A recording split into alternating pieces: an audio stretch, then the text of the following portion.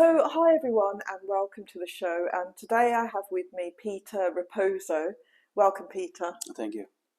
And Peter and I are going to be discussing the thorny question of men and mental health, and also the way that people respond emotionally to issues in their past. And Peter has very kindly agreed to openly talk about some of these matters. Let's get on with the show, Peter. Okay. So, Peter, you're an author now. You write science fiction, which is brilliant. We can talk about that a bit later on. But you have had a very interesting personal story. That's led to you becoming an author eventually, and all of the steps in between. So, just share with me in your own words, basically what you want to share about your life and the journey that you've had to this point. Well, my parents moved here to England in the early 70s, and I was born here in England in 1972. And then they moved back to Portugal when I was 2 years old because they were going through a bit of a crisis in the marriage. Even before I was born, they were going through a bit of a crisis, and they got divorced when I was a child. Okay. And my father got married again, and he went to Australia. And my mom tried to keep us together, tried to keep me and my older brother with her, but it was hard. You're talking about early 70s, a woman alone, trying to keep a family together. Sure. And she was going to one city to another city just to find a better job, What did she do? I don't really know, Well, I think she was a secretary to start with, Right. Because I remember she had like an old typewriter because she was very good writing. And I remember the first time I saw the typewriter, I was like 6 years old. And I was like, having a go. Yeah. And but then she had to move to another country, to Spain, which is just across the border from Portugal, just to earn a bit more, Mm-hmm.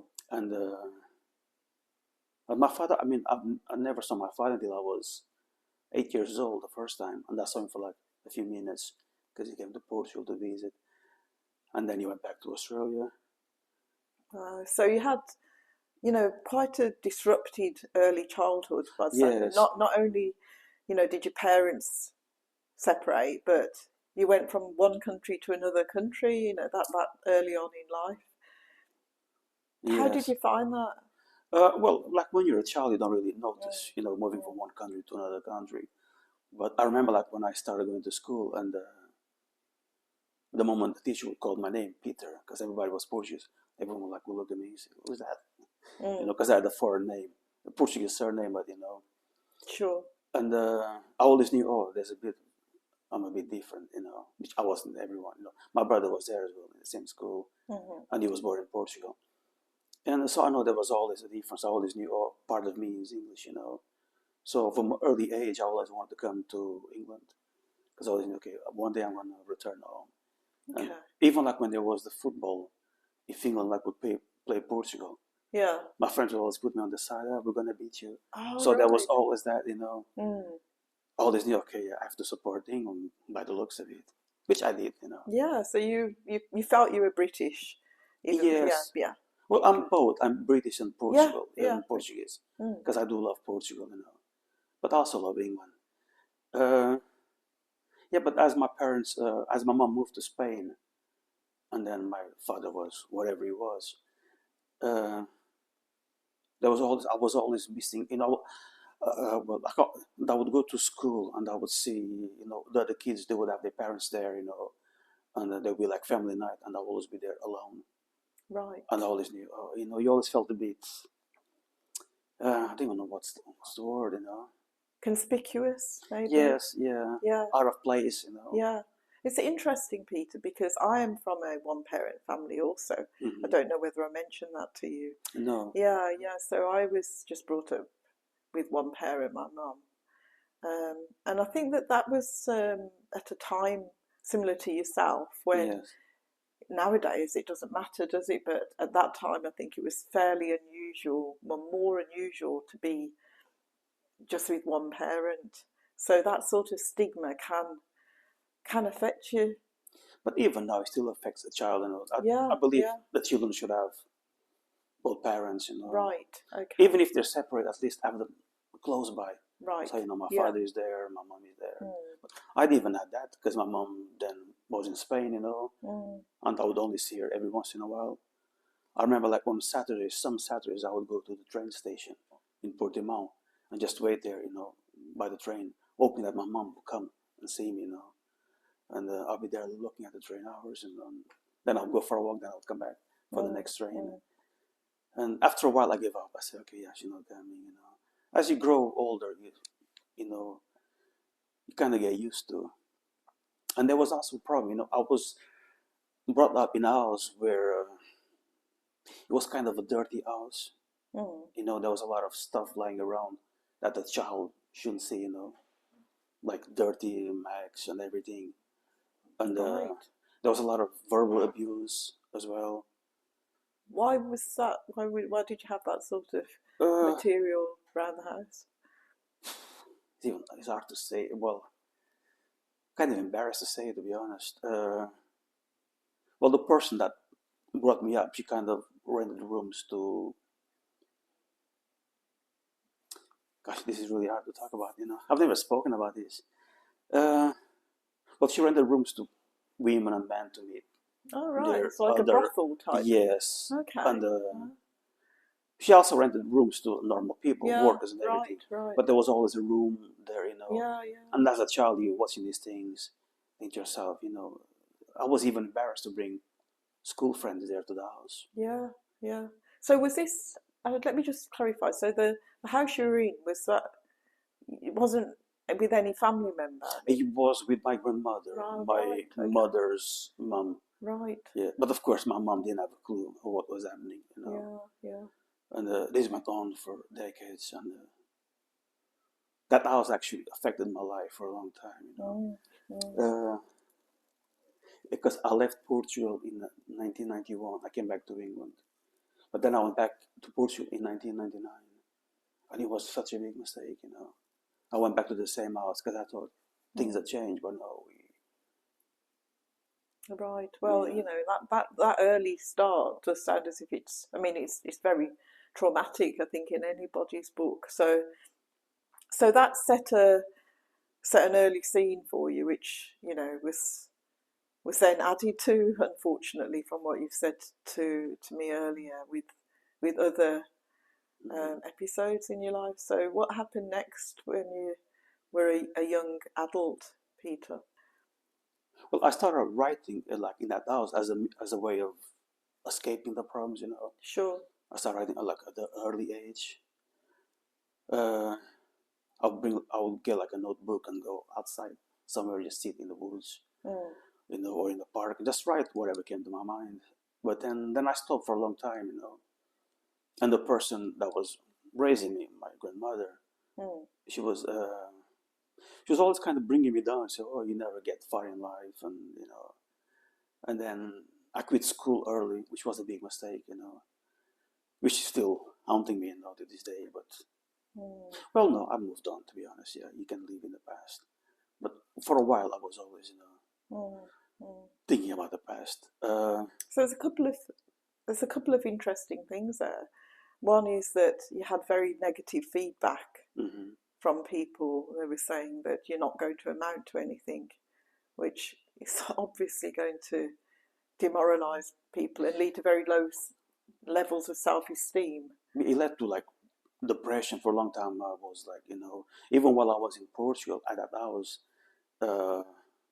one time I was so depressed that I actually my first time I tried to commit suicide there, I took some pills. I was there. I was a child. I saw some pills lying around. You felt that much despair, though. Yes, because there was nothing there for me. There was no hope. I would see my friends spending time with their families, Christmas and everything. I'd be like always in the same place, And it was a dirty house, as I mentioned. Yeah. There were things which I knew this is wrong, and you think to yourself, oh, for a while you think to yourself, this is normal. You see like dirty mags and people coming in and out, And but after a while, as you start growing up and you start seeing your friends living family lives, you start to realize, oh, there's something wrong with my house, something wrong in the place where I live. But I had no one to turn to. There was no family, there was no father, there was no mother. So I was like stuck. And I went back, as I mentioned. I left that house in 1991. Then I went back in 1999. And I stayed there until 2005. Right. Early 2005, February. Right. So you spent a lot of time in this very negative place, yes. actually, which, must have pulled you down also. And you said earlier that you really regretted not doing more education, I think.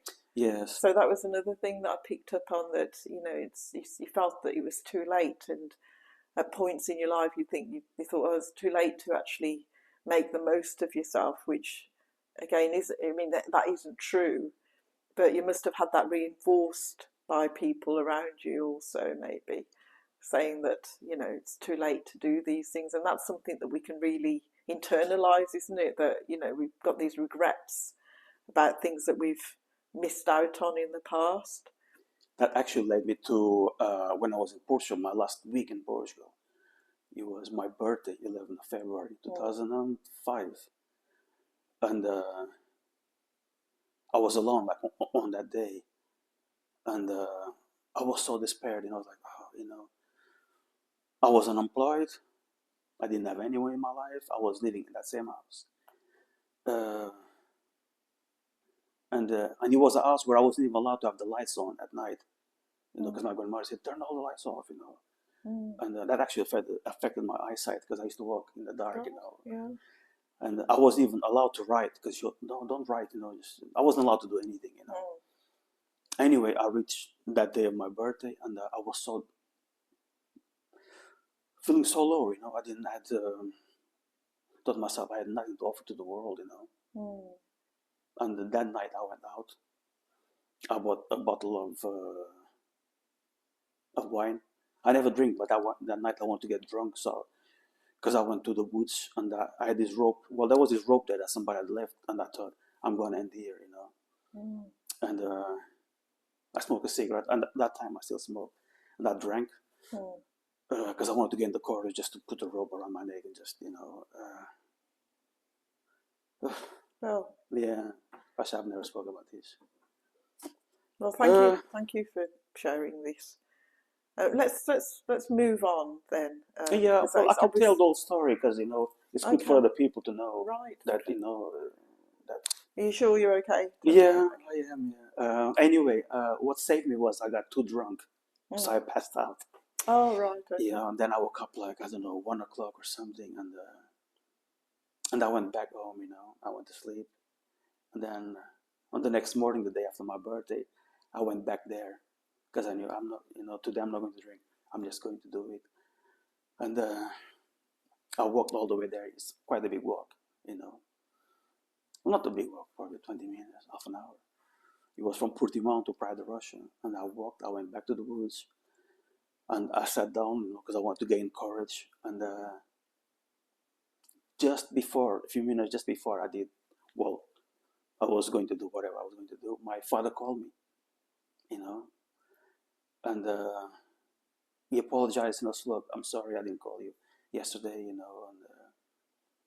and then he said, look, I know, like, I won't, sorry. I'm going to tell the story, sorry. Are you okay? Yeah. He apologized for not being there for me, blah, blah, blah. And I said, yeah, it's fine, Father, I wasn't even listening to what he was going to say. But then he said, how would you like to go back to London again? I said, yeah, I'd love that. He said, okay, go to the bank, go to your bank now. I'll send you the money. I have a place for you to stay in London for the next few weeks until we find something. And buy a ticket. And I was like, oh, So that was like my salvation. So I got up, I looked at the rope, and I just walked away. I had a pack of cigarettes. I just squashed it in my hand, chucked the packet away.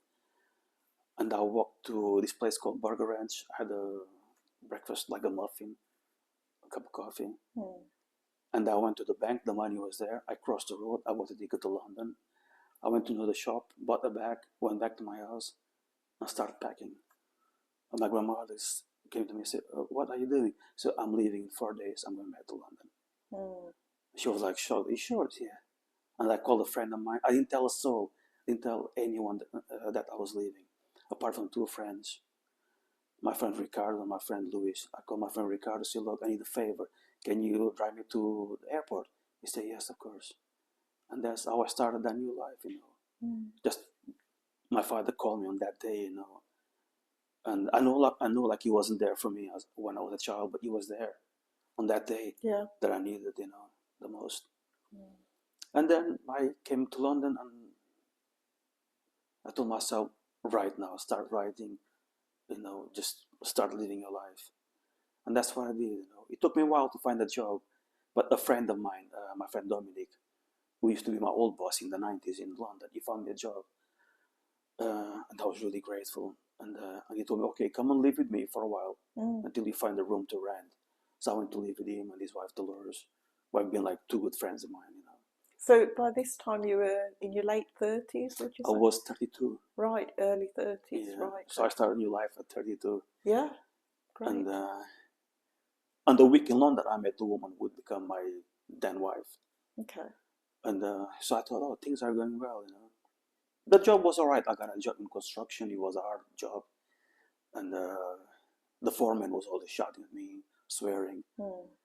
And I used to look at him and think to myself, gosh, you don't even know what I went through, You shouting at me is nothing, If you met my grandmother, you would, Yeah. And but I started having these nightmares for a long time about Portugal and about my grandmother's house. Almost every day, almost every day I used to dream about that house. And I used to dream that I was trapped in there, that I couldn't leave and come back to London. And I haven't been back to Portugal since 2006 because I used to dream always about that place.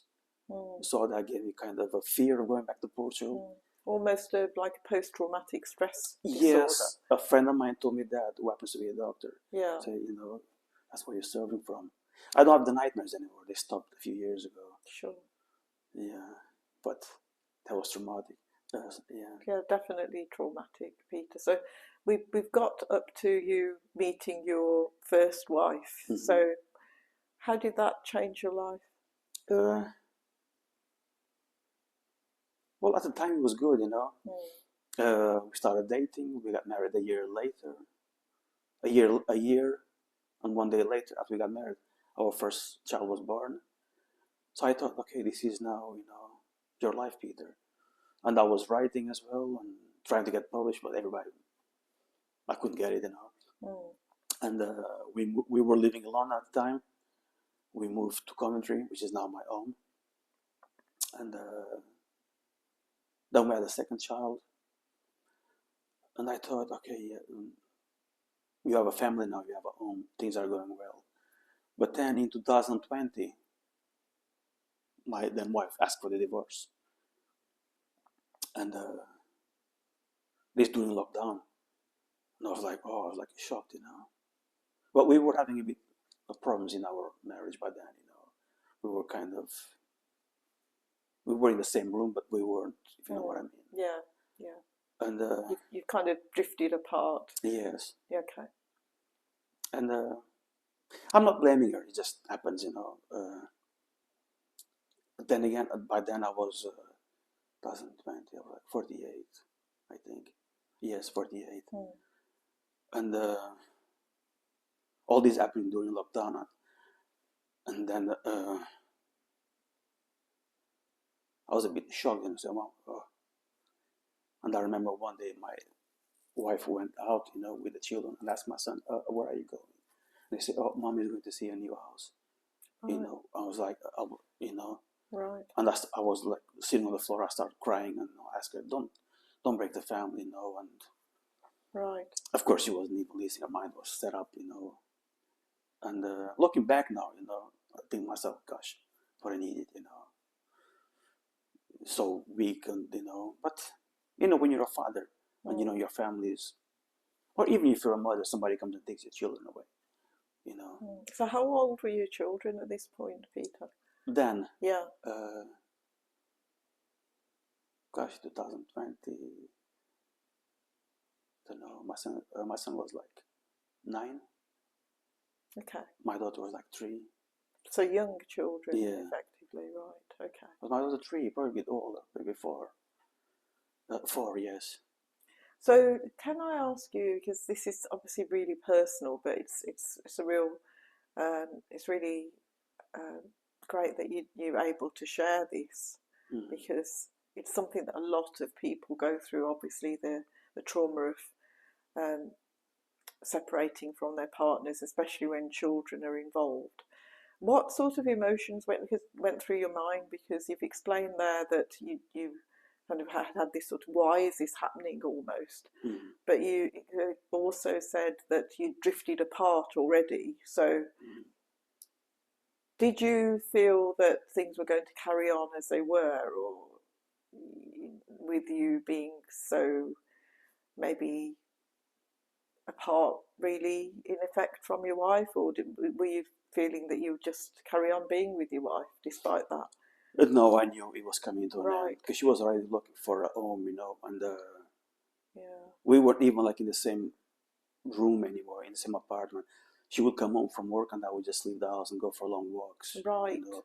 Right. because we couldn't be in the same place anymore. Right.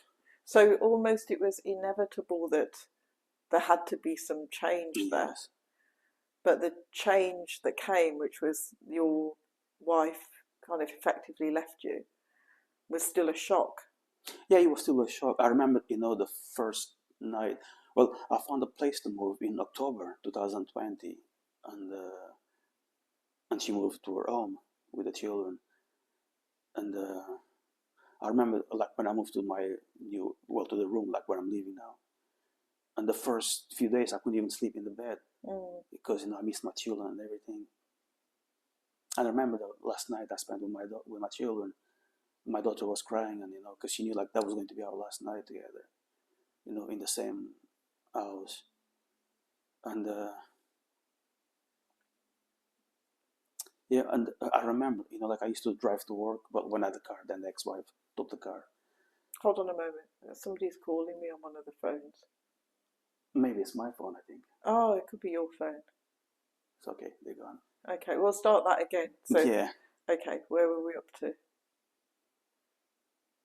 About the children, me with the children. Okay, all right. Yeah, and I remember, like for a while, even before I left the house, the apartment that we were sharing, I used to drive to work, and I used to stop in this place near my workplace, and I would just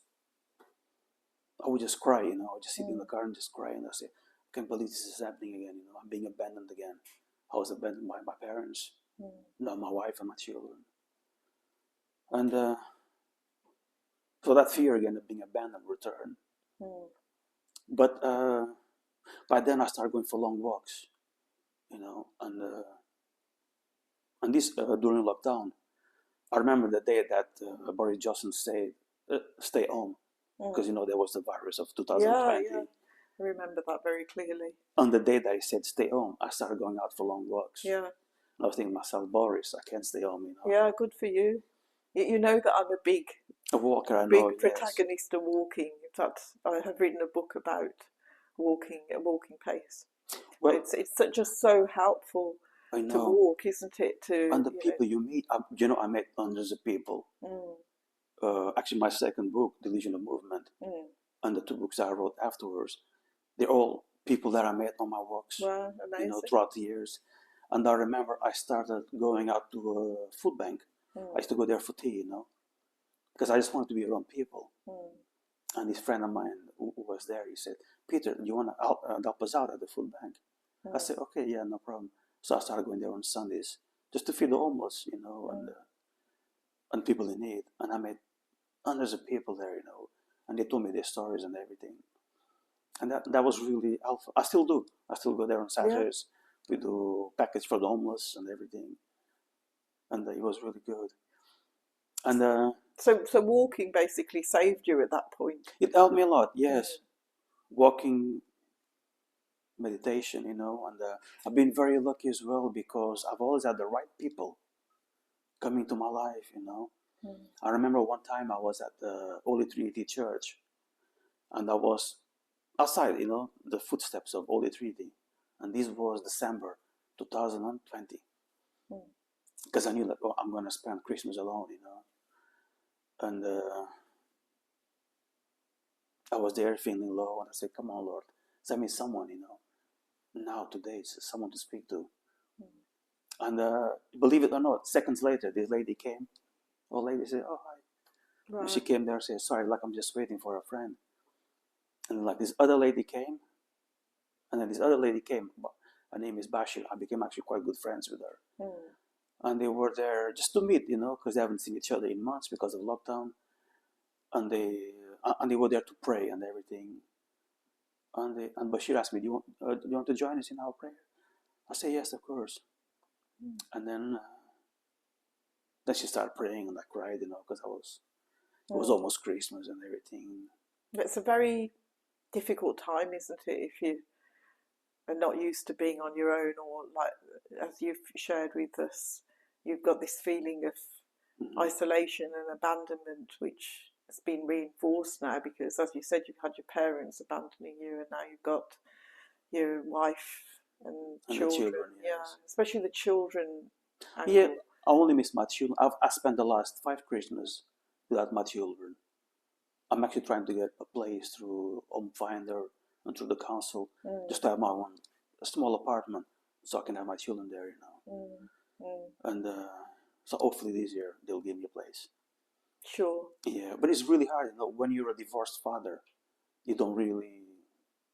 I feel as if you don't exist, for the council and for the social services. You just, so no, they have a place to stay with the mom. Say, what about the father? The father also wants the children there with him. Because I'm renting a room, but my daughter is 11 now. She'll be 12 soon. My son's going to be 18. They can't share the same bed as me. No. They need their own place. Yeah, of course. Yeah. Yeah. So I'm bidding for a 1-bedroom apartment, which for me is fine. That's all I need. I'll use the living room as my office and bedroom. Yeah. But my children can have the room. They've got the space. Right. So this experience of being a divorced father, or somebody that's without their kids, not by choice, that's had a significant impact on you, as far as I can see. So talk me through what that's actually like. It's hard, because your children are growing, and you don't see them growing, and there are little things in their lives that's going to happen, and you're not going to be there. Your daughter is going to do something, you won't see it because you weren't there. Your son has something to do or share with you, but you're not there. So you're missing the important years of their lives. And that's like 5 years now. And do you feel that men in your position have got enough understanding of how you feel in that sort of situation? Because it's almost as if the expectation is that you're the bad guy in the scenario, which obviously can be the case, but not always. So do you feel stigmatized, Peter? Yes, I don't think divorced parents really, well, the father doesn't get enough help, or and yeah, the father is left with nothing sometimes, which is hard. I remember, like, when we go into the separation, I knew, like, where am I going to live, and I was so, I kind of lost my marbles, I grabbed most of my stuff because I knew, like, what am I going to do? I can't afford to buy my own place or anything. And my ex could, because the parents left her some money, so she could afford to buy her own place, but I had nothing, so so I grabbed most of my stuff, my books, all my DVDs, my writing chair, and I took everything outside. I left my books and DVDs and all my CDs on the bus stop. Wow. One night I said, I can't take these. How am I gonna carry all of these? And I remember watching people just come and take everything. Nothing myself, So you were left with nothing, basically. Oh no, I had a few books. I kept a few books on my laptop to write, and but it made me see you're not your belongings. What you have, you carry it inside of you. Yeah. I remember once I was in my room, which I'm renting now, and I'm looking for this book. I said, oh, and then I remember, oh no, I left at the bus stop, you know. And I try not to think about it anymore, because sometimes it still makes me angry, you know, and there's no point in carrying any bitterness. Any bitterness. Just have to move on. It's hard, you know. At the beginning, it's hard.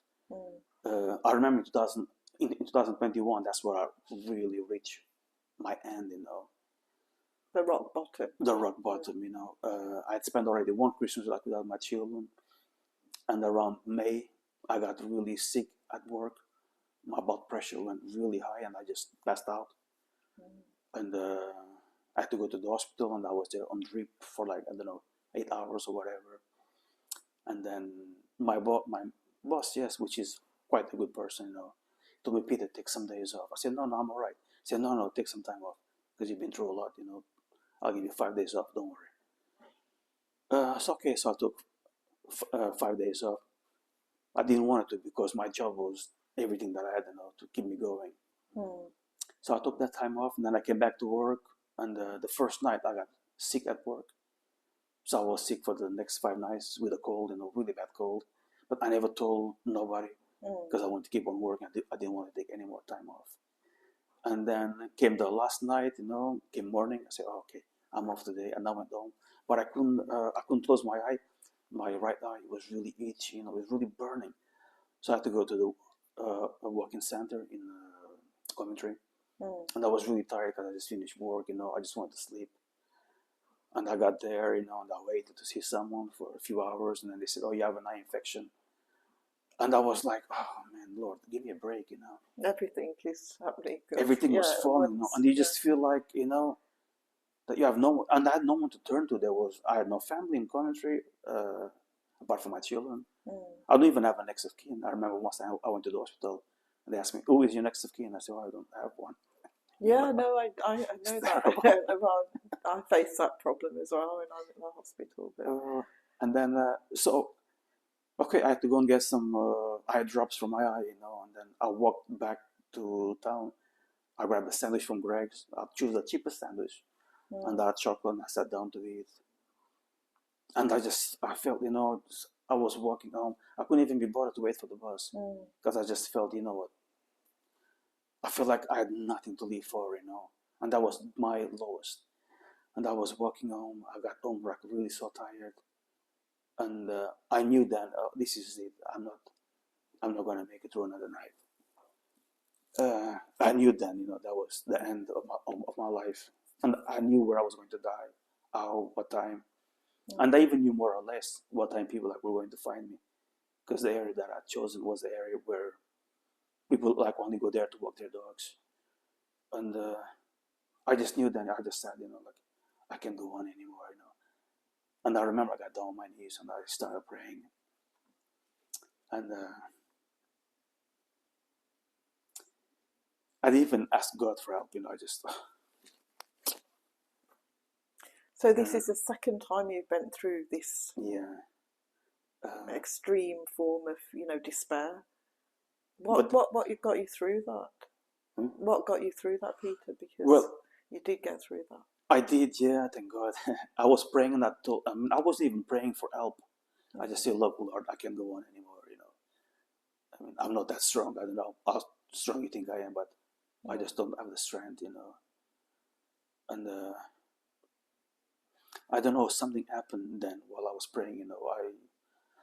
I know this sounds crazy, but I heard this voice or whatever, you know, tell me to get up.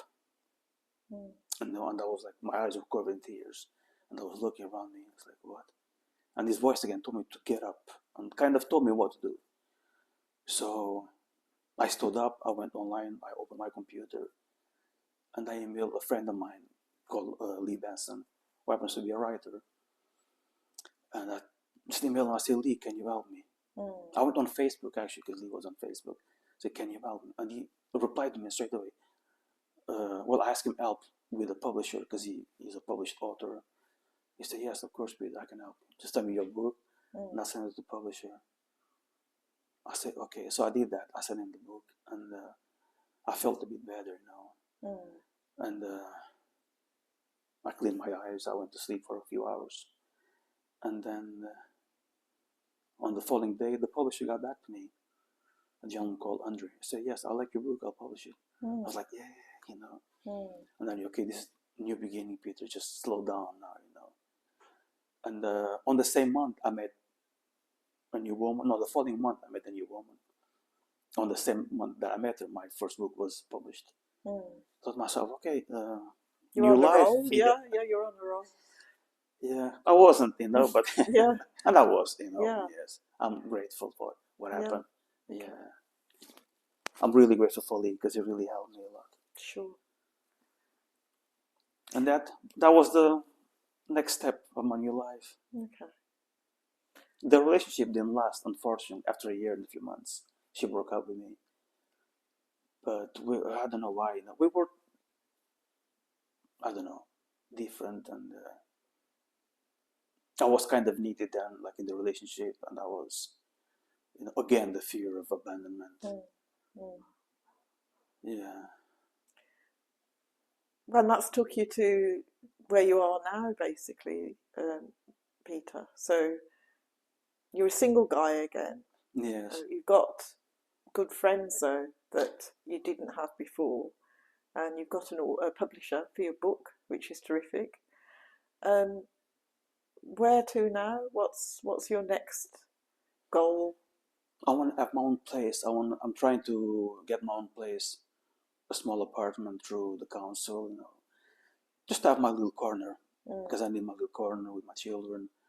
And I don't know, only God knows, where you go from here. Sure. So I've heard that for you, your faith has been really important in, Yes. uplifting you from these really, really dark times. It's interesting because as a man, you found that to be helpful, and lots of men, may not have a faith. What's your advice to people who may not be religiously oriented? What other things do you think men would find helpful? Speak to someone, find your own tribe. They always say find your own tribe, and there are like groups out there, that you can join. Yeah. There are men's groups, and if it's a lady, she can join like a ladies groups. Yeah. Because ladies also go, we all go through the same thing. Yes. And just don't be alone. Yeah. Because I mean, during lockdown it was hard, but I found friends, I joined the food bank, helping out people. So I've been very lucky, I've been very blessed. But you made some things happen as well, especially going out walking and talking to a lot of people, which has then led to, that must have taken a lot of courage to do that at that time, Peter, also. But it yields, kind of confidence, and also meeting these different people. I was blessed as well, I remember one time I went to this place where they almost go for food and drinks, and I saw a big group, and I just joined them, and I just asked for a cup of tea. I just wanted to be somewhere with people, and I've realized people who have little are the ones who are willing to share everything. Absolutely. There was this man there, and he had some food, and he came over to me. His name is Lee. I actually became quite good friends with him. And he said, "Do you want some food? I'll give you some of my food." I said, "No, I'm good, thank you." He's sure, and we started talking on that day, and we've been friends ever since. But I've been very, very lucky. Whenever I needed someone, the right person has always been there. Sure. I even met my therapist just in a friends group. Yeah, I think if you leave yourself open to good things happening, that's a good start, isn't it? So rather than closing yourself off to, any potential for things changing, make yourself, available to change. Of course, yes. And to other people, and, think positively about these new associations as you've demonstrated, Peter. But everyone is different. Some people are scared, Absolutely, yeah. They've been through worse than me. I've met people at the food bank who've been through hell, And I remember, like, I used to be very, I will look at someone who is on drugs or whatever, but once you start talking to people, you realize a lot of them have stories, and they've been through hell, There's a lot of abuse and everything, and they use drugs and alcohol to cope. And so you never know what the other person goes through. Yeah, absolutely agree. And this is why it's so fantastic that you've very bravely come and shared your story with me and viewers today, because it takes, it's not easy, is it, to be transparent and open about yourself, because there is still a lot of stigma around, although thankfully that is lessening now. Especially for men, it can be really hard to say, yes, these things happened to me, and it's things didn't all go right, because I think nowadays we've got this expectation that, especially on social media, everything's going so well. I know you have